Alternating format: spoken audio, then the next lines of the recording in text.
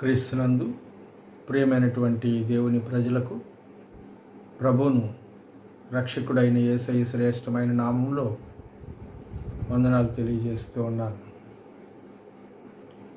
నేటి కీర్తనల ధ్యానంలో 3వ కీర్తనని మనము ధ్యానం చేసుకొని ఉన్నాం. ముందుగా ఈ 3వ కీర్తనని నేను చదువుతాను. శ్రద్ధ కలిగి వాక్యాన్ని విందాం. యెహోవా, నన్ను బాధించువారు ఎంతో విస్తరించి ఉన్నారు. నా మీదకి లేచువారు అనేకులు. దేవుని వలన అతనికి రక్షణ ఏమీ దొరకదని నన్ను గూర్చి చెప్పువారు అనేకులు. యెహోవా, నీవే నాకు కేడముగాను, నీవే నాకు అతిశయాస్పదముగాను, నా తల ఎత్తువాడవుగాను ఉన్నావు. ఎలుగెత్తి నేను యెహోవాకు మొరపెట్టినప్పుడు ఆయన తన పరిశుద్ధ పర్వతము నుండి నాకు ఉత్తరమిచ్చును. యెహోవా నాకు ఆధారం కావున నేను పండుకొని నిద్రపోయి మేలుకొందును. 10,000 మంది దండెత్తి నా మీదికి వచ్చి మోహరించినను నేను భయపడను. యెహోవా, లెమ్ము. నా దేవా, నన్ను రక్షింపు. నా శత్రువులనందరినీ దవడ ఎముక మీద కొట్టువాడవు నీవే. దుష్టుల పళ్ళు విరగగొట్టువాడవు నీవే. రక్షణ యెహోవాది. నీ ప్రజల మీదికి నీ ఆశీర్వాదము వచ్చునుగాక. ప్రియమైనటువంటి వారలారా, మనము ధ్యానం చేసుకుంటున్న వాక్య భాగము కీర్తనల గ్రంథము 3వ కీర్తన. ఈ 3వ కీర్తనని భక్తుడైన దావీదు రచించాడు. దావీదు కీర్తన అని రాయబడి ఉంది. అంతేకాకుండా ఈ కీర్తనని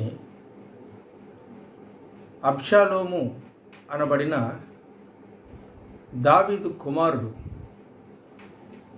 దావీదును చంపడానికి ప్రయత్నం చేస్తున్నప్పుడు, తరమడానికి ప్రయత్నం చేస్తున్నప్పుడు రాయబడిన కీర్తన.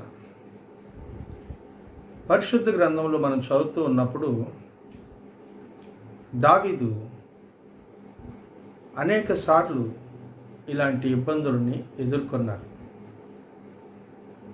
ఇశ్రాయేలు ప్రజల మీద దేవుడు దావీదుని రాజుగా సమూయేలు చేత అభిషేకింపజేశాడు. ఇది చాలా రహస్యంగా జరిగినటువంటి ఘటన.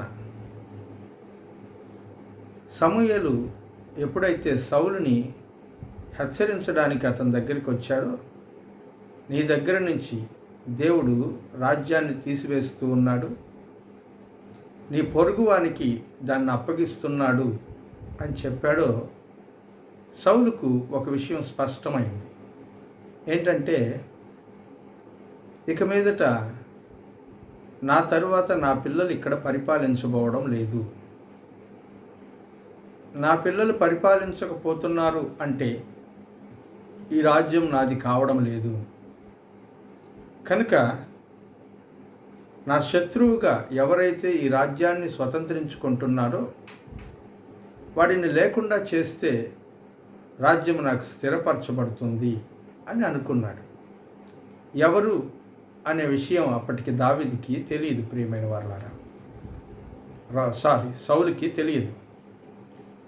కానీ ఎప్పుడైతే దావీదు గొల్యాతుతో యుద్ధం చేశాడో, గొల్యాతును చంపడం ప్రారంభించాడో, ఇశ్రాయేలు ప్రజల మధ్యలో దావీదు యొక్క పాపులారిటీ బలంగా పెరిగిపోయింది.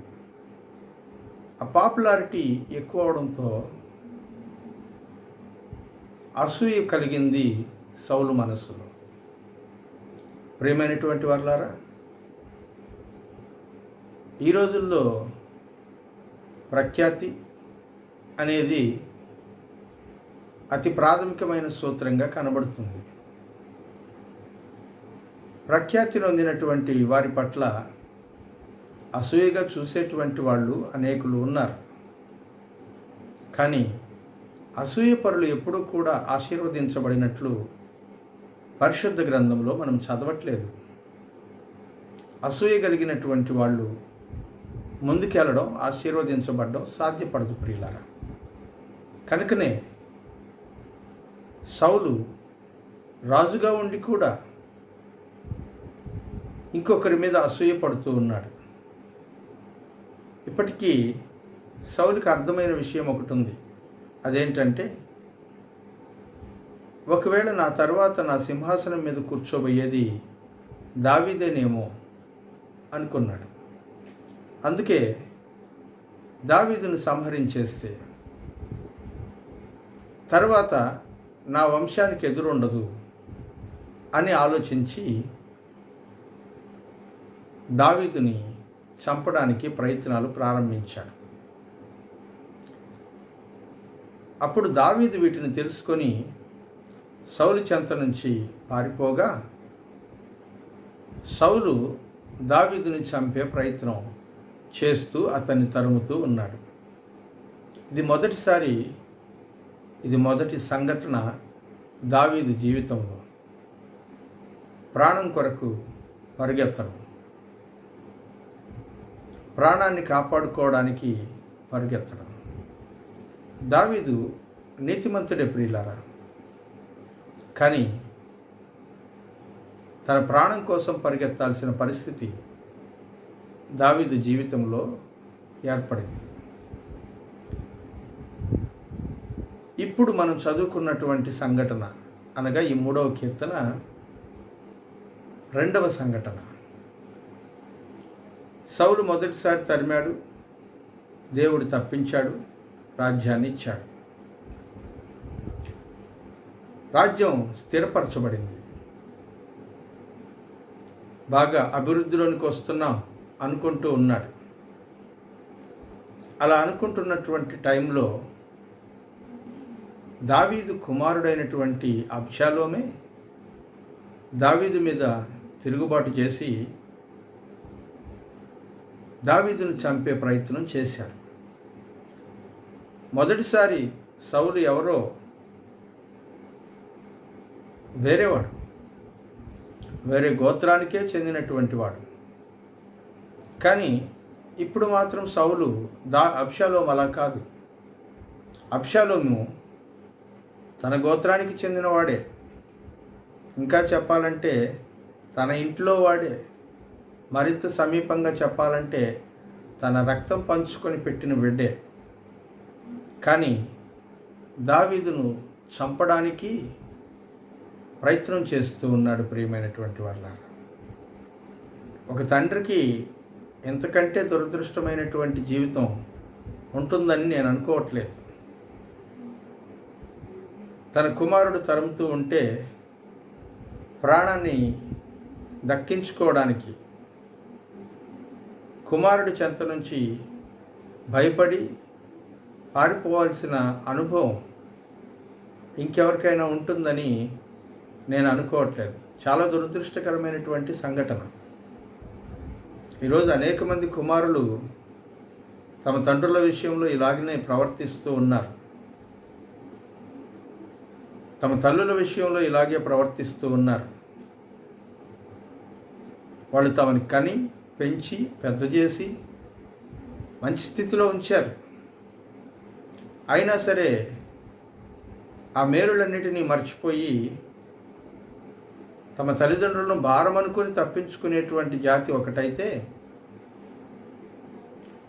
వాళ్ళ దగ్గర ఇంకేమైనా మిగిలుంటే దానికి కూడా మన సొంతం చేసుకుందాం, వీళ్ళు లేకుండా పోతే అది నాకు సొంతమవుతుంది కదా అనుకునేటువంటి జాతి రెండవ జాతి. ప్రియమైనటువంటి వారలారా, ఇలాంటి సంఘటనలు, ఇలాంటి మనుషులు మన కళ్ళెదుటే కదలాడుతూ ఉండడం బహు బాధ కలిగించేటువంటి విషయం. అబ్షాలోమును దావీదు క్షమించాడు తరువాతి కాలంలో. అబ్షాలోము అనబడినటువంటి ఈ కుమారుడు దావీదు యొక్క పెద్ద కుమారుడైనటువంటి అమ్నోనును చంపివేశాడు అతను చేసిన తప్పిదాన్ని బట్టి. అయినా సరే దావీదు అబ్షాలోముని క్షమించాడు, చేరదీశాడు, మరలా తన రాజ్యంలోనికి రానిచ్చాడు, తన కళ్ళ ముందుకు రావడానికి అవకాశం ఇచ్చాడు. వీటన్నిటిని మర్చిపోయి అబ్షాలోము ఇప్పుడు దావీదు మీద తిరుగుబాటు చేస్తూ ఉన్నాడు. ప్రియమైన సహోదరి, ప్రియమైన సహోదరుడా, చేసిన మేలును మర్చిపోకూడదు. పరిశుద్ధ గ్రంథం చెప్తుంది, మేలు చేసిన వానికి ప్రతిగా కీడు చేయు వారి ఇంట్లో నుంచి కీడు ఎప్పటికీ తొలగిపోదు అని. సామెతల గ్రంథం చాలా అద్భుతమైనటువంటి గ్రంథం. అందులో భక్తుడు చెప్తూ ఉన్నాడు, మనకి ఎవరైనా మేలు చేస్తే ఆ మేలు చేసిన వానికి మనం తిరిగి కీడు చేస్తే మన ఇంట్లో నుంచి కీడు ఎప్పటికీ తొలగిపోదంట. ఇప్పుడు అబ్షాలోము దుస్థితి అదే. దావీదు తండ్రి రెండవదిగా తనకు మేలు చేసినవాడు, తన ప్రాణాన్ని ఇంకా ఉంచినవాడు, తన కుమారుణ్ణి చంపినందుకు హతం చేయకుండా బ్రతికించి ఉంచాడు.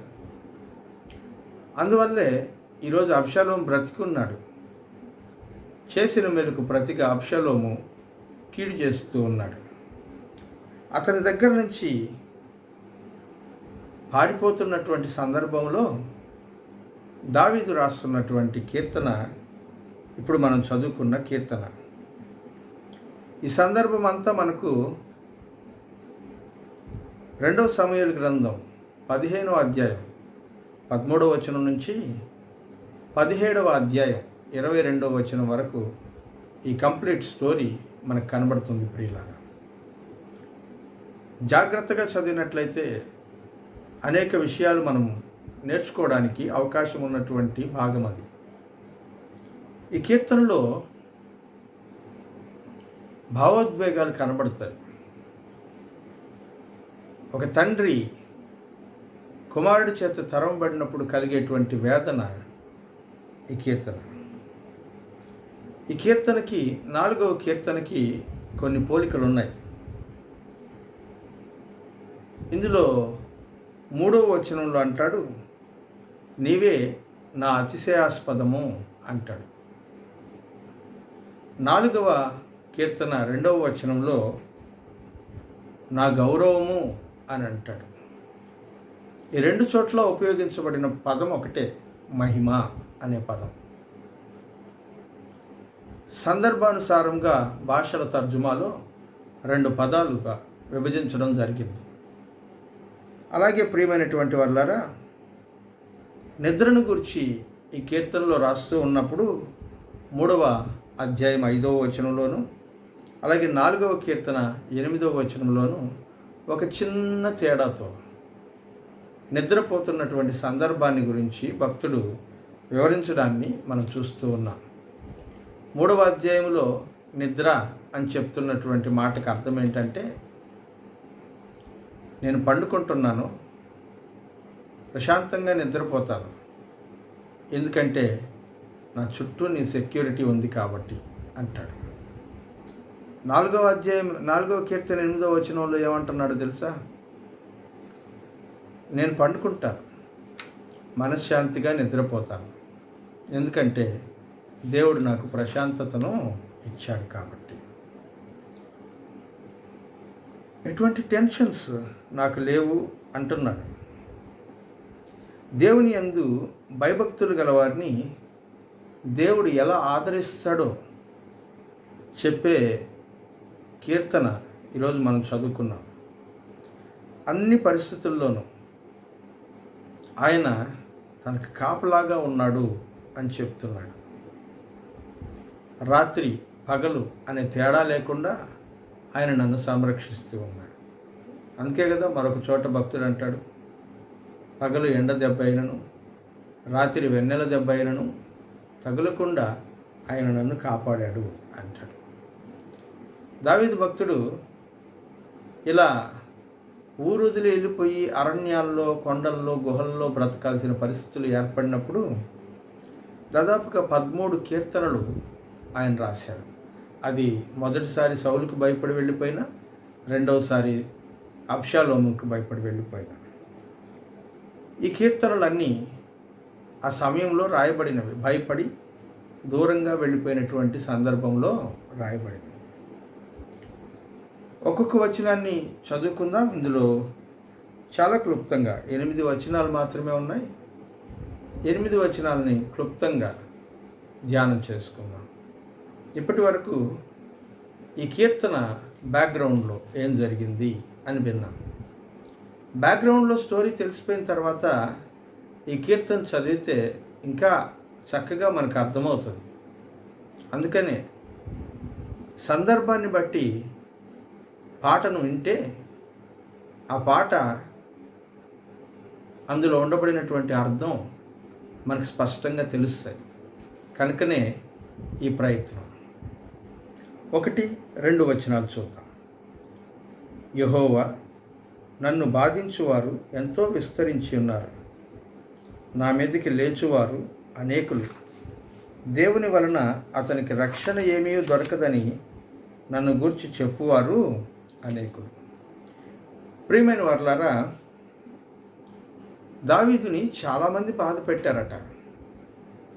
వారిలో ఇందాక నేను చెప్పినట్లు అబ్షాలోము, సౌలు, వీళ్ళిద్దరు కూడా ఉన్నారు. వీళ్ళిద్దరూ బయటకు కనబడేటువంటి ప్రపంచం చూస్తున్న శత్రువులు. కానీ ప్రపంచం చూడని శత్రువులు కొంతమంది దావీదునకు ఉన్నారు. 1-2 సార్లు మాత్రమే వాళ్ళ గురించిన ప్రస్తావన పరిశుద్ధ గ్రంథంలో రాయబడింది. దావీదు మంత్రివర్గంలోని ఒక మంత్రే అతనికి విరోధిగా మారిపోయి అతని రాజ్య పతనానికి కారణమయ్యాడు. అంతేకాదు, సౌలు యొక్క వంశంలో నుంచి షిమీ అనబడిన ఒకడు దావీదునకు శత్రువుగా ఉంటూ దావీదును శపించాడని ఈ బ్యాక్గ్రౌండ్లో ఉన్నటువంటి వాక్యం చదువుతున్నప్పుడు మనకు అర్థమవుతుంది. అంటే దావీదు ఎంత ప్రేమను, అభిమానాన్ని దేవుని ప్రజల దగ్గర సంపాదించుకున్నాడో అలాగే అనేక మంది శత్రువులను కూడా ఆయన సంపాదించుకున్నట్లుగా దేవుని వాక్యంలో చూస్తాం. కొన్నిసార్లు యథార్థంగా ఉన్నందుకు శత్రువులను సంపాదించుకుంటారు, మరికొన్నిసార్లు అన్యాయంగా ఉన్నందుకు శత్రువులను సంపాదించుకుంటారు. దావీదు భక్తుడు యథార్థంగా ప్రవర్తించినందుకు శత్రువులను సంపాదించుకున్నాడు. అందుకనే ఈ మాట చెప్తున్నాడు. శత్రువులు అనుకుంటున్నారంట దావీదును చూసి, దావీదుకి దేవునికి ఇప్పుడు మధ్యలో అంత సన్నిహిత సంబంధం లేదు.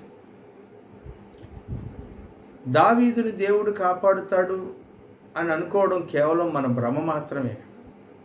ఎందుకంటే వాళ్ళిద్దరి మధ్యలో ఉండేటువంటి రిలేషన్షిప్ అంత బాగలేదు. ఇప్పుడు ఆత్మీయంగా ఒక డల్నెస్ వాళ్ళని ఆవరించింది అంటున్నాడు. ఏంటి ఆ డల్నెస్? ఎందుకు ఆవరించింది ఆ డల్నెస్? వాక్యంలో మనం చూసినప్పుడు మనకు అర్థమవుతుంది ప్రియులారా. కొన్నిసార్లు మన జీవితంలో కూడా ఆత్మీయమైనటువంటి డల్నెస్ ఆవరిస్తుంది. అందుకని 2వ వచనంలో అంటున్నాడు, దేవుని వలన అతనికి రక్షణ ఏమీ దొరకదని అనేక మంది చెప్పుకుంటూ ఉన్నారు. ప్రియులరా, దేవునితో మన ఎడబాటు మన పతనానికి కారణం. దేవుని సాన్నిహిత్యము నుంచి, సమీపము నుంచి ప్రక్కకి వైదొలగడం మనలో ఉన్నటువంటి బలహీనతకి సాదృశ్యం. ఆ బలహీనతను చూసినటువంటి శత్రువు లేదా అపవాది మనల్ని పడగొట్టడం ఎంత సులభమా అని ఆలోచిస్తూ ఉంటాడు. కనుక దేవునితో మనకు కలిగినటువంటి ఎడబాటు అపవాదికి అవకాశం ఇవ్వకుండా ఉండేటట్లు ప్రతినిత్యము ప్రార్థన అనుబంధం చేత దేవునితో కలిసి ఉండమని ప్రభునామాన్ని బట్టి మీకు మనవి చేస్తున్నాను. తర్వాత 4-5 వచనాలు చూసినట్లయితే, ఎలుగెత్తి నేను యెహోవాకు మొరపెట్టినప్పుడు ఆయన తన పరిశుద్ధ పర్వతము నుండి నాకు ఉత్తరం ఇచ్చును. యెహోవా నాకు ఆధారము, కావున నేను పండుకొని నిద్రపోయి మేలుకొందును. 10,000 మంది దండెత్తి నా మీదకి వచ్చి మోహరించినను నేను భయపడను. ఈ మాట చెప్తున్నప్పుడు దావీదు అంటున్నటువంటి మాట ఏంటంటే, నేను దేవునికి దూరం కావడం ఏంటి, వాళ్ళు పిచ్చి కాకపోతే,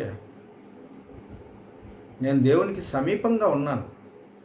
నేను ఎలుగెత్తి ప్రార్థన చేస్తే ఆయన నా ప్రార్థనకు జవాబిస్తున్నాడు.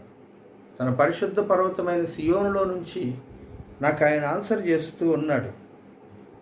నా మీదకి 10,000 మంది దండెత్తి చుట్టూ నిలబడ్డా సరే నేను భయపడను. ఈరోజు రాత్రి భయంతో పండుకుంటున్నానని అనుకుంటున్నారేమో. భయంతో పండుకోవట్లే నేను. 10,000 మంది వచ్చినా కూడా వాళ్ళ నుంచి కాపాడడానికి నా దేవుడు సమర్థుడని నమ్మి ప్రశాంతంగా నేను ఇక్కడ నిద్రపోతున్నాను. ఈరోజు నాకు భయం లేదు.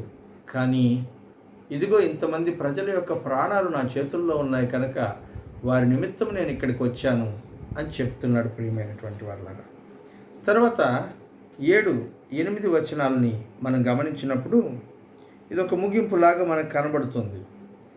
దేవా, నువ్వు రా నా దగ్గరికి, నా శత్రువులకు ఎదురుగా ఒకసారి నీ పరాక్రమం ఏంటో చూపించు. నువ్వు నా దగ్గర లేవనుకుంటున్నారు, మన ఇద్దరి మధ్యలో రిలేషన్షిప్ బాగలేదనుకుంటున్నారు. నేను ఇప్పుడు ప్రార్థన చేస్తున్నాను కదా, నువ్వు వచ్చి వాళ్ళని ఒక్కసారి చెంప మీద కొట్టు, ఒక్కసారి వాళ్ళు పళ్ళు ఊడేటట్టు కొట్టు. అప్పుడు అర్థమవుతుంది వాళ్ళకి నువ్వు నాతోటే ఉన్నావు అనే విషయం. ప్రియమైన వాళ్ళారా, ఎవరి ఆత్మీయ స్థితిని కూడా తక్కువగా అంచనా వేయకూడదు. ఎవరో కాస్త బలహీనంగా ఉన్నారని దేవుడు వాళ్ళకి సమీపంగా లేడు, ఈ టైంలో మనం ఏం చేసినా సరే ఎవడు పట్టించుకునేవాళ్ళు లేరు అని మాత్రం అనుకోవద్దు. ఎందుకంటే దేవుడు మన ఎమోషన్స్ మీద ఆధారపడి పనిచేయడు, మన యథార్థతను చూసి పనిచేస్తాడు. ప్రియమైన వారులారా, యథార్థత కలిగినటువంటి వారు అనేక మంది ఉన్నారు. వారి వైపు చూడండి, వారిని నిర్లక్ష్యం చేయొద్దు. వారిని చూస్తున్నప్పుడు వారి ప్రక్కన ఉన్నటువంటి దేవుని సన్నిధిని చూడండి, వాళ్ళని నడిపిస్తున్నటువంటి దేవుని కృపను గమనించండి. ఎవరిని కూడా అలక్ష్యం చేయొద్దు. ఎందుకంటే వారి పక్షంగా దేవుడు ఉంటాడు. దేవుడు వారి పక్షంగా ఉన్నప్పుడు నువ్వు వారికి శత్రువు అయితే దేవుడు నీకు శత్రువు అవుతాడు. అందుకని దావీదు అంటున్నాడు, ఎంతమంది అయినా రండి, నేను ప్రశాంతంగా నిద్రపోతాను. ఎందుకంటే నన్ను కాపాడు ఇశ్రాయేలు దేవుడు, కునుకడు నిద్రపోడు అంటున్నాడు. ప్రియమైనటువంటి వాళ్ళారా, ఈ మాటలు ఎంత ధైర్యాన్ని ఇస్తున్నాయి కదా. ఒక మనిషి దేవుని యందు విశ్వాసం ఉంచితే తల్లిదండ్రులు ధర్మేసినా, అన్నదమ్ములు నెట్టేసినా, బిడ్డలు పనికిరావని ప్రక్కన పడేసినా ఆదరించేటువంటి వాడు ఒక ఆయన ఉన్నాడు. వాళ్ళందరి దవడ ఎముకల్ని విరగ్గొట్టి మరలా దారిలోకి తీసుకొస్తాడు. వాళ్ళందరినీ దేవుడు తన వైపునకి మరల్చుకుంటాడు. ఇదే ఈ కీర్తన యొక్క సారాంశం. నేను భయపడడం లేదు, పారిపోయిన మాట నిజమే, కానీ అనేకుల ప్రాణాలు నా మీద ఆధారపడి ఉన్నాయి కనుక నేను పారిపోయి వచ్చాను, కనుక నేను భయపడట్లేదు అంటున్నాడు. ప్రియమైనటువంటి వాళ్ళారా, దేవుని బిడ్డలంగా మనం భయపడాల్సినటువంటి అవసరం లేదు. ఎందుకంటే ఆయన మనల్ని కాపాడగలిగినటువంటి సమర్థుడు. కానీ దేవుని యందు మనము నమ్మకాన్ని మాత్రం ఉంచాలి.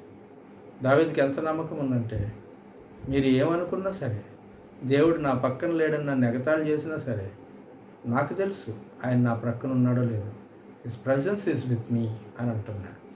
అలాంటి నిశ్చయతతో నువ్వు గడిపినట్లయితే నీ శత్రువులను నిన్ను చూసి పారిపోయేటట్టు దేవుడు చేస్తాడు. వాళ్ళ దవడ ఎముకలను విరగ్గొట్టి సరైన దారిలోనికి మరలా నడిపిస్తాడు. అలాంటి కృప ఈ దినము మీ అందరితోనూ, నాతోనూ, దేవుని పరిశుద్ధులందరితోనూ ఉండి నడిపించునుగాక. ఆమేన్.